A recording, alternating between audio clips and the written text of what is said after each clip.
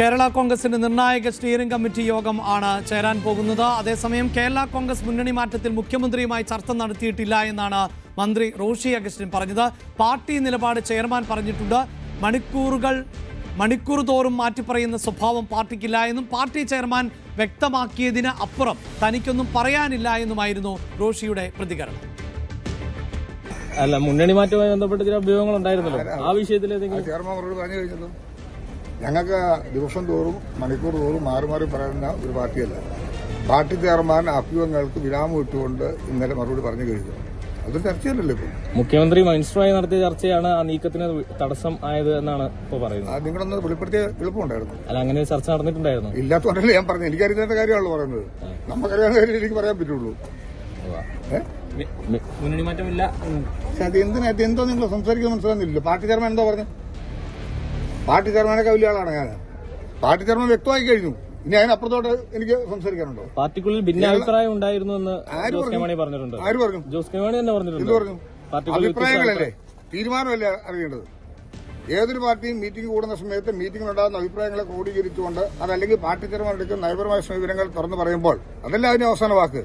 അത് party chairman വ്യക്തമായി കഴിഞ്ഞിട്ടുണ്ടല്ലോ. Minister അഭിപ്രായ വ്യത്യാസമാണോ ആ നീക്കത്തിന് തടസ്സമിട്ടതെന്ന് എന്ന് പറഞ്ഞ അദ്ദേഹം വ്യത്യസ്ത അഭിപ്രായങ്ങൾ അങ്ങനെ പറഞ്ഞോ? ഇല്ല, അങ്ങനെ പറഞ്ഞു. ശരി. ഇതായിരുന്നു റോഷി അഗസ്റ്റിന്റെ പ്രതികരണം. മാത്രവുമല്ല, ഈ അഭ്യൂഹങ്ങൾ ശക്തമായതിനു ശേഷം ജോസ് കെ മാണിക്ക് മുമ്പ് തന്നെ പ്രതികരിച്ചിരുന്നത് റോഷി അഗസ്റ്റിൻ തന്നെയായിരുന്നു. അങ്ങനെ മുന്നണി മാറ്റവുമായി ബന്ധപ്പെട്ട നീക്കങ്ങളൊന്നും നടക്കുന്നില്ല എന്ന് അത്തരത്തിൽ മാധ്യമപ്രവർത്തകരുടെ ചോദ്യത്തിന് വ്യക്തമായ മറുപടി നൽകുകയും ഒക്കെ ചെയ്തതാണ്. ഇപ്പോഴും ആ നിലപാടിൽ തന്നെ ഉറച്ചു നിൽക്കുന്ന സാഹചര്യം കൂടി ആണ് ഉള്ളത് എന്നതാണ് എടുത്തു പറയേണ്ടത്. അതേസമയം നമുക്കറിയാം, ഈ മുന്നണി മാറ്റമെന്ന അഭ്യൂഹം ശക്തമാകുമ്പോഴും പിന്നീട് ആദ്യം നിന്ന് പിൻവാങ്ങുന്ന ഒരു സാഹചര്യമാണ് ഉണ്ടായത്.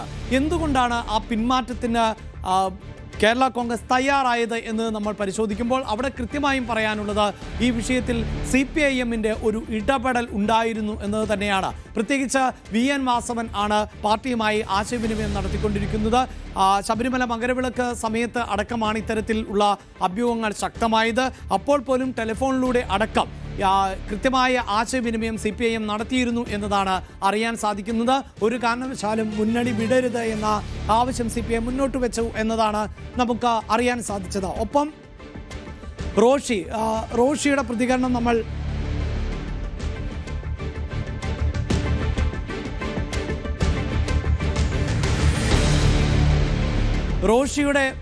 റോഷിയുടെ പ്രതികരണം നമ്മൾ കേട്ടുകഴിഞ്ഞു. അല്പസമയം മുമ്പ് പ്രതികരിച്ചപ്പോൾ പോലും റോഷി കൃത്യമായി പറഞ്ഞത് ഇടതുമുന്നണിക്കൊപ്പം തന്നെയാണ് ഉള്ളത്. അവിടെ പാർട്ടിക്കകത്ത് അഭിപ്രായ ഭിന്നതകളൊന്നും ഇല്ലായിരുന്നു എന്നാണ്. ഈ വിഷയത്തിൽ റോഷിയുടെ സമ്മർദ്ദം കൂടി, അതായത് മുന്നണി വിടാതിരിക്കാനുണ്ടായ ഒരു പശ്ചാത്തലത്തിൽ റോഷിയുടെ സമ്മർദ്ദം കൂടി ഇവിടെ നിർണായകമായി എന്നതാണ് നമുക്ക് അടുത്ത കാർഡായി പ്രേക്ഷകരിലേക്ക് എത്തിക്കേണ്ടതായി വരുന്നത്.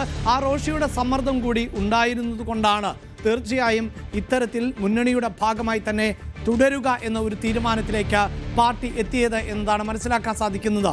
ഇനി മറ്റൊരു വിഷയം എന്നത് പാർട്ടി പിളരും എന്ന ഒരു ഭയം. അടുത്ത വിവരം എന്നത് നമ്മൾ പങ്കുവയ്ക്കുന്നത് പാർട്ടി പിളരും എന്ന ഒരു ഭയം ഉണ്ടായിരുന്നു ഇപ്പോൾ ജോസ് കെ മാണിക്ക് എന്നതാണ്. അതായത് മുന്നണിയിൽ തന്നെ തുടരേണ്ടതില്ല, UDF-ന്റെ ഭാഗമാവുക എന്നൊരു തീരുമാനത്തിലേക്ക് പോയാൽ ഇതേ റോഷി അഗസ്റ്റിന്റെ നേതൃത്വത്തിൽ തന്നെ പാർട്ടിക്കകത്ത് മറ്റൊരു ഗ്രൂപ്പ് രൂപപ്പെടുകയും അങ്ങനെ പാർട്ടി പിളരുകയും ചെയ്യുന്ന ഒരു പശ്ചാത്തലം ഉണ്ടായേക്കാം.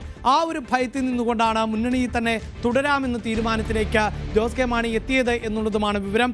എന്തു തന്നെയാണെങ്കിലും പാർട്ടിയെ പിളർത്തുവാനുള്ള ഒരു നീക്കം CPIM-ന്റെ ഭാഗത്ത് നിന്ന് പോലും ഉണ്ടാകുന്നു. മുന്നണി വിട്ടുപോയാൽ അങ്ങനെയുള്ളൊരു പശ്ചാത്തലത്തിൽ തീർച്ചയായും ഒരു ഭാഗത്ത് കേരള കോൺഗ്രസ് പ്രതിസന്ധിയിലായ സാഹചര്യമുണ്ട്. ഇനി മറ്റൊരു വാദം പ്രധാനമായും ഉയരുന്നത് ഇത് ജോസ് കെ മാണി വിഭാഗത്തിൻ്റെ ഒരു സമ്മർദ്ദം കൂടിയാണ് എന്നുള്ളതാണ്. പ്രത്യേകിച്ച് JB കോശി റിപ്പോർട്ടുമായി ബന്ധപ്പെട്ട വിഷയം നമുക്കറിയാം. ആ റിപ്പോർട്ട് ഇപ്പോഴും ചുവപ്പ് നാടയിൽ കുരുങ്ങി നിൽക്കുന്ന ഒരു സാഹചര്യം ആണ് ഉള്ളത്. ആ റിപ്പോർട്ടിന്മേൽ സർക്കാർ ഉചിതമായ തീരുമാനമെടുക്കണം എന്ന ഒരു ആവശ്യം മുന്നോട്ട് വയ്ക്കുന്ന സാഹചര്യം ഉണ്ടാകുന്നു. മാത്രമല്ല, ഈ പാർട്ടി വിടുമെന്ന അഭ്യൂഹത്തിന് തൊട്ടു പിന്നാലെ KM മാണിക്ക് സ്മാരകം പണിയുന്നതിന് വേണ്ടിയുള്ള ഭൂമി വിട്ടു നൽകപ്പെട്ട ഒരു സാഹചര്യം കൂടി ഉണ്ടാകുന്നു. മന്ത്രിസഭ അങ്ങനെ ഒരു തീരുമാനമെടുത്തു എന്നുള്ളതാണ്. അതോടൊപ്പം തന്നെ ക്രൈസ്തവ മാനേജ്മെൻറ്റുകളെ നമുക്കറിയാം, NSS കോളേജുകളിൽ അടക്കം ഇപ്പോൾ അധ്യാപകരുടെ നിയമനവുമായി ബന്ധപ്പെട്ട ഒരു സുപ്രധാന വിധി സുപ്രീം കോടതിയുടെ ഭാഗത്ത് നിന്നുണ്ടായിട്ടുണ്ട്. അത് NSS തന്നെ സുപ്രീം കോടതിയെ സമീപിച്ച പശ്ചാത്തലത്തിലാണ്. സമാനമായ സാഹചര്യത്തെ നിരവധി ക്രൈസ്തവ മാനേജ്മെൻറ്റുകൾ അടക്കം നേരിടുന്ന സാഹചര്യമുണ്ട്.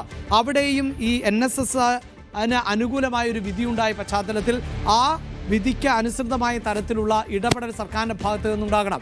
ഇത്തരം കാര്യങ്ങളിലൊക്കെ ചില സമ്മർദ്ദ തന്ത്രം കേരള കോൺഗ്രസിൻ്റെ ഭാഗത്ത് നിന്ന് ഉയരുന്നുണ്ട് എന്നും നിരീക്ഷണം ഉയരുന്ന സാഹചര്യമുണ്ട്. എന്ത് തന്നെയാണെങ്കിലും പാർട്ടി പിന്നീട് തുടരുക എന്ന ഒരു നിലപാടിലേക്ക് പോവുക തന്നെയാണ് ചെയ്തത്.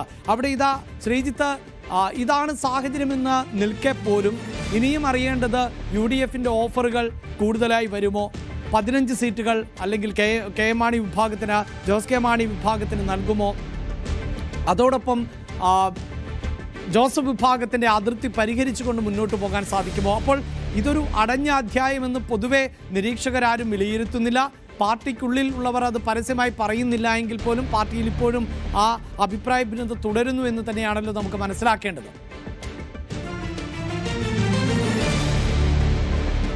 അഭിലാഷ് ഈ സംസാരിച്ചു വന്നിരുന്നപ്പോൾ വന്നൊരു പ്രധാനപ്പെട്ട പ്രതികരണമുണ്ട്. അത് ജോബ് മൈക്കിൾ MLA പ്രതികരണമാണ്, ചങ്ങനാശ്ശേരി MLA പ്രതികരണം. അദ്ദേഹത്തിന്റെ നിലപാട് എങ്ങനെയാണ് നിർണായകമാകുന്നത് എന്ന് ചോദിച്ചാൽ അദ്ദേഹമാണ് ഒരു പരിധിവരെ UDF അനുകൂല നിലപാട് എടുത്ത ഒരു MLA എന്ന നിലയിൽ മാധ്യമങ്ങളിൽ വാർത്ത വന്നിരുന്നത്. പ്രത്യേകിച്ച് ചങ്ങനാശ്ശേരി രൂപതയുടെ ഇടപെടലുണ്ടായി ജോബ് മൈക്കിളിലൂടെ, അതങ്ങനെ ജോസ് കെ മാണിയിലെത്തുന്നു. അങ്ങനൊരു ചർച്ച ആ നിലയിലായിരുന്നു ഉയർന്നു വന്നത്. അപ്പോൾ ജോബ് മൈക്കിൾ ഇപ്പോൾ ചൂണ്ടിക്കാട്ടിയത് പ്രതികരണം ഇതായിരുന്നു, അതായത് മുന്നണി മാറ്റം എന്നൊന്നില്ല, അത് ചർച്ചയിൽ പോലുമില്ല ഇപ്പോൾ എന്നുള്ളതാണ്. പാർട്ടിയിൽ അഭിപ്രായമുള്ളവരൊക്കെ ഉണ്ടാകാം. മറ്റൊരു പ്രധാനപ്പെട്ട വിഷയം, ഈ സഭകൾ ഇടപെട്ടിട്ടില്ല എന്ന് ജോബ് മൈക്കിൾ വ്യക്തമാക്കുകയാണ് ചെയ്തിട്ടുള്ളത്. എന്തായാലും അദ്ദേഹത്തിൻ്റെ പ്രതികരണങ്ങൾ വന്നിരിക്കുന്നു. ഓരോരോ നേതാക്കളായി ഇവിടേക്ക് വന്നുകൊണ്ടിരിക്കുകയാണ്. അവരുടെ പ്രതികരണങ്ങൾ ഇന്നിപ്പോൾ ഉണ്ടാകാൻ സാധ്യതയുള്ള ഇത് തന്നെയാണ്. അതായത് മുന്നണി മാറ്റം എന്നൊരു തീരുമാനത്തിലേക്ക് ഒരു കാരണവശാലും ഇന്നത്തെ യോഗത്തിൽ, ജോസ് കെ മാണിയുടെ യോഗത്തിൽ അങ്ങനൊരു, കേരള കോൺഗ്രസ് എം യോഗത്തിൽ അങ്ങനൊരു തീരുമാനം ഉണ്ടാകില്ല. ഇടതുമുന്നണിക്കൊപ്പം തുടരും എന്ന നിലപാട് തന്നെയായിരിക്കും അവർ വ്യക്തമാക്കുക. പക്ഷേ അതിനപ്പുറത്തേക്ക് ആരെങ്കിലുമൊക്കെ അഭിപ്രായം കൂടുതലായി വന്നാൽ ഒരുപക്ഷെ ജോസ് കെ മാണി യോഗത്തിൽ നിലപാട് വിശദീകരിക്കും. LDFിനൊപ്പം തുടരുക എന്നുള്ളതാണ് നമ്മുടെ നിലപാട് എന്ന് വ്യക്തമാക്കിക്കൊണ്ട് ആ ചർച്ച അവിടെ അവസാനിപ്പിക്കാനാണ് സാധ്യത. വൈകുന്നേരം റോഷി അഗസ്റ്റിനും ജോസ് കെ മാണിയും സംയുക്തമായി വാർത്താ സമ്മേളനം നടത്തി തങ്ങളുടെ നിലപാട് വ്യക്തമാക്കും എന്ന് തന്നെയാണ് മനസ്സിലാക്കേണ്ടത്. ഇവിടെ നേരത്തെ പറഞ്ഞതുപോലെ ജോസഫ് ഗ്രൂപ്പിൻ്റെ ചില പ്രശ്നങ്ങളുണ്ട്. ജോസഫ് ഗ്രൂപ്പ് ഇവർക്ക് ഇത്രയധികം സീറ്റുകൾ, 15 സീറ്റ് നൽകുമ്പോൾ ഏറ്റവും ഭൂരിപക്ഷം സീറ്റുകളും അത് ജോസ് കെ മാണി വിഭാഗത്തിനായിരിക്കും നൽകുക എന്ന ചർച്ചകൾ വരുമ്പോൾ അവിടെ അങ്കലാപ്പിലാണ് ജോസഫ് ഗ്രൂപ്പ്. അവരുടെ സ്പെഷ്യൽ കൺവെൻഷൻ ഇന്ന് വൈകുന്നേരം നടക്കുന്നുണ്ട്. അവിടെ അല്ലെങ്കിൽ തന്നെ കഴിഞ്ഞ തവണ 10 സീറ്റ്. കൂടുതൽ വാർത്തകൾക്ക് News 18 Keralam YouTube channel subscribe ചെയ്യുക.